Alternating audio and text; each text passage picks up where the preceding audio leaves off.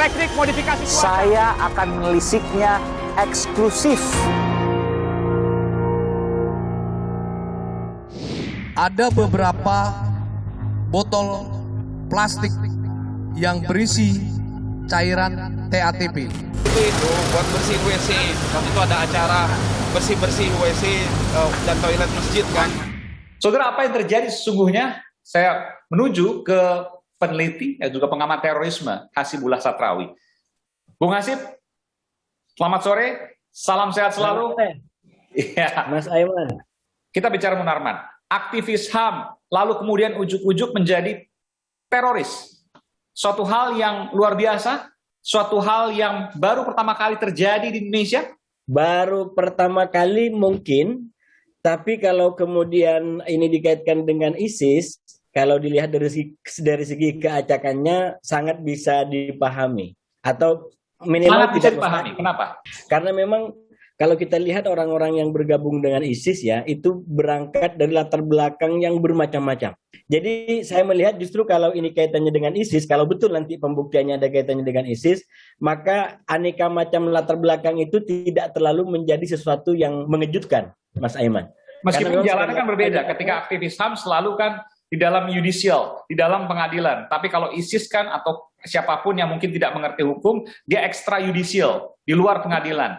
Kalau kita bicara tentang HAM, maka sebenarnya teman-teman yang di aktivis HAM terpanggil atau punya kewajiban moral untuk membela HAM-nya para teroris. Dan itu yang dilakukan selama ini. Sangat mungkin kalau nanti Munarman terbukti secara hukum ada kaitannya dengan terorisme dan sudah ingkrah di situ, maka mungkin ada faktor itu. Ada dua yang mencuri perhatian. Yang pertama adalah soal pembaiatan.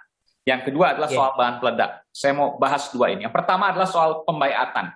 Mungkinkah pembaiatan itu dilakukan dalam acara seminar yang bersangkutan, Munarman, tidak tahu menau? Ya, kalau kita baca dari yang disampaikan oleh aparat kepolisian dan termasuk juga kesaksian dari salah satu orang yang datang dalam pembayatan itu, maka sebenarnya yang agak janggal memang dari Munarman ini adalah karena sampai 3 kali itu, kalau benar 3 kali ya, bahwa disebutkan ada baiat di Jakarta, di salah satu kampus, kemudian di Makassar dan di Medan. Saya tidak menangkap jelas dan pasti apakah ketiga-tiganya datang Munarman. Tapi disampaikan oleh polisi bahwa ada kaitan dengan 3 baiat itu. Kalau sampai 3 kali itu secara logika rasa-rasanya terlalu lemah kalau itu dikatakan sebagai kebetulan kalau sampai 3 kali ya. Sampai 3 kali. Kalau cuma sekali itu masih mungkin, tapi 3 kali. Kalau 3-3 seminar misalnya, apakah mungkin itu Bung Hasib? Ya, misalkan ini yang kedua juga, kalau dikaitkan dengan testimoni yang disampaikan bahwa Munarman waktu itu ada di situ sebagai perwakilan dari pengurus pusat dan itu berlangsung di kantornya FPI yang di Makassar ya, misalkan. Nah itu kan mestinya kalau memang tidak setuju dia punya hak untuk membatalkan itu. Ini tolong jangan berlangsung di kantor FPI misalkan. Soal bahan peledak, mungkinkah bahan peledak ini luar biasa TATP, triaceton triperoksida. Itu bahan peledak dengan daya ledak tinggi, disimpan di X markas yang kosong beberapa bulan. Kalau saya ikutin dari pengakuan teman-teman yang pernah terlibat atau para mantan di dalam jaringan-jaringan ini, yang pertama ingin saya katakan adalah memang sekarang ini sudah jauh berbeda modusnya dibanding yang dulu. Kalau dibanding yang dulu, misalkan masih zamannya JI, saya selalu katakan itu memang ada kayak semacam pengepulan bahan-bahan peledak ya. Nah itu salah satunya dulu di Jawa Timur itu di Lamongan itu dikenal sebagai salah satu kayak semacam gudangnya gitu. Tapi belakangan seiring dengan perkembangan modus dan jaringan yang berbeda di ISIS ini, yang saya lihat adalah kemudian tidak terlalu memerhatikan aspek itu. Karena sekali lagi sesuai dengan perkembangannya, modus serangannya itu kemudian tidak harus kelembagaan dan rapi seperti zamannya JI. Oh. Malah di ISIS ini lebih sembarangan sekarang Anda mengatakan itu ya? Ya, dibikin sporadis gitu. Kalau itu termasuk tempat menyimpan sekalipun gitu ya? Iya. Diklaim bahwa bahan peledak itu adalah pembersih toilet, pembersih WC. Memang ada beberapa jenis pembersih WC yang menggunakan hidrogen peroksida. Ada juga yang menggunakan aseton sebagai bahan dasar TATP, tapi tidak digabungkan karena kalau digabungkan akan menjadi daya ledak luar biasa. Apa yang ada di benak Bung Hasib soal ini? Bisakah kemudian bahwa itu polisi mengambil bubuk toilet. Gini Mas Aiman, ini berkaitan dengan perubahan modus serangan dan juga cara bikin bom ya. Jangankan bahan-bahan serbuk begitu.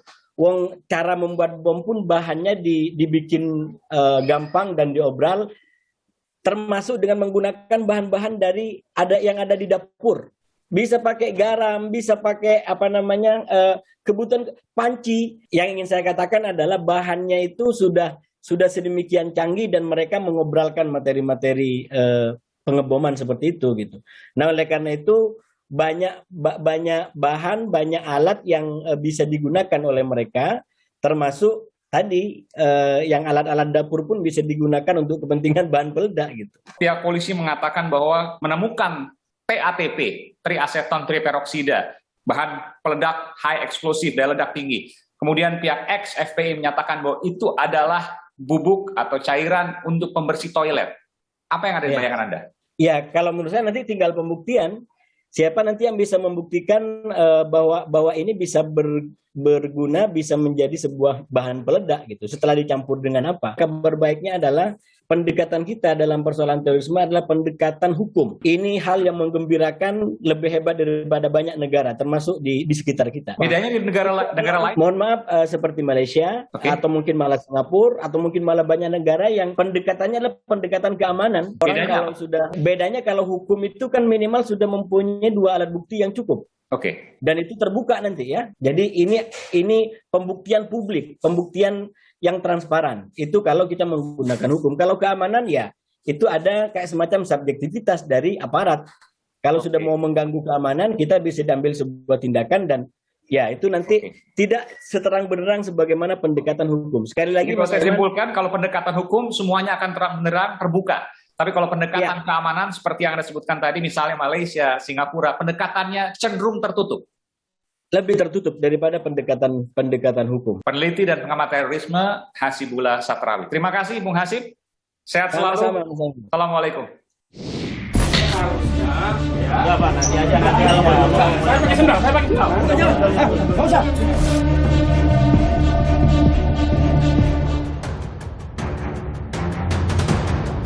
Itu buat bersihin WC.